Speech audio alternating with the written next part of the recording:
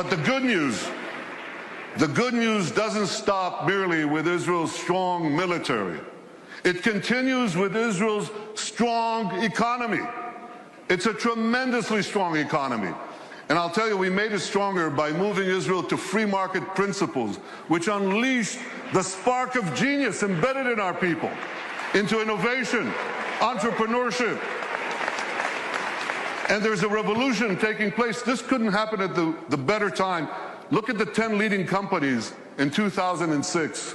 5 energy companies, one IT company, Microsoft.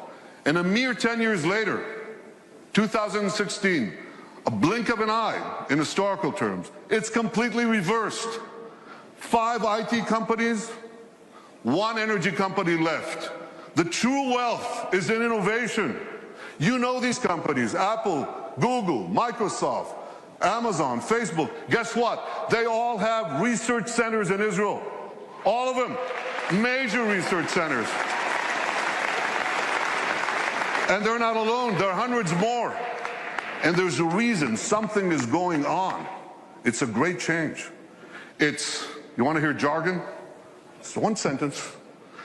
This is a terrible sentence, but I have no other way to say it. It's the confluence of big data, connectivity, and artificial intelligence. Okay? Did you get that? Yeah. You know what that does? It revolutionizes old industries, and it creates entirely new industries. So here's an old industry that Israel was always great in, agriculture. We're always good in agriculture. But now we have precision agriculture. You know what that is? See that drone in the sky? He's connected to a big database. And there are sensors in the field. And in the field, there's drip irrigation and drip fertilization. And now we can target, with this technology, the water that we give, the fertilizer that we give, down to the individual plant that needs it. That's precision agriculture. That's Israel.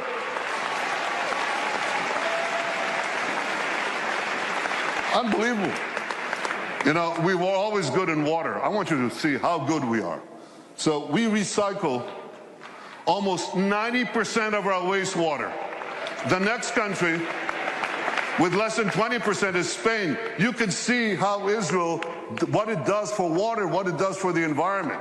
So when you take these two things, agriculture and water, and the other technologies that we apply in both, we can change the world. We are. We are. I just heard about an African woman in Africa has to walk 8 hours a day to give water to her children. 4 hours one way to a well, 4 hours back. And a young Israeli company brought in this technology that improves on Moses. Remember Moses? He brought water from a rock. They bring water from thin air. They bring water to Africa, to millions of people in Africa. Israeli technology. And I was just recently in India. That's my friend, Prime Minister Narendra Modi. Great friend. I'm showing him cherry tomatoes. This is in Gujarat, India. This is Israeli technology. And what I heard there was fantastic.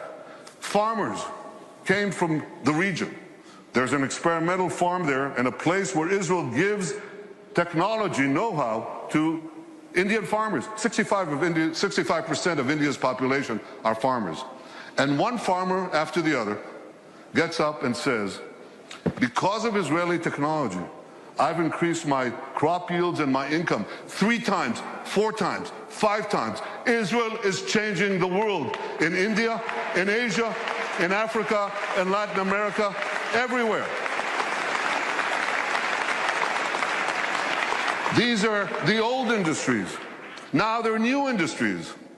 Israel is literally, how can I say this? Israel is literally driving the world. I'm talking about autonomous vehicles. Israel is a world leader in autonomous vehicles. 500 tech companies that sprang out almost instantaneously. And one of them, Mobileye, up there on the left, was just sold to Intel for the paltry sum of $15 billion. But the interesting thing is, that Intel said to them, here are the keys to our 30 worldwide autonomous vehicle businesses. You run it. Israeli technology is driving the world. And one last industry, there are many more, but one more that you're all familiar with. You have bank accounts? You should. Okay. Well, you don't want anyone hacking into them, right? Or into your cars, or into the planes you ride. You need cyber security. Everybody needs cyber. Israel has become a world leader in cyber security. Look at how much they invest in the hundreds of Israeli startup companies, tremendous companies. But here's another factor that you should know. Israel's population is how much? Who knows? Class? 8 million. It's closer to 9, but it's about between 8 and 9 million. That's correct. And what percentage of that is of the world's population? Oh, come on. It's 1/10 of 1%. So what percentage do we get of the world global investment in cybersecurity, in private investment in cybersecurity? We're 1/10 of 1% of the world's population, and we get a whopping 20% of global private investment in cyber. We're punching 200 times above our weight. Not 2 times, not 10 times, not 100 times, 200 times above our weight. That's one heck of a punch. Very strong.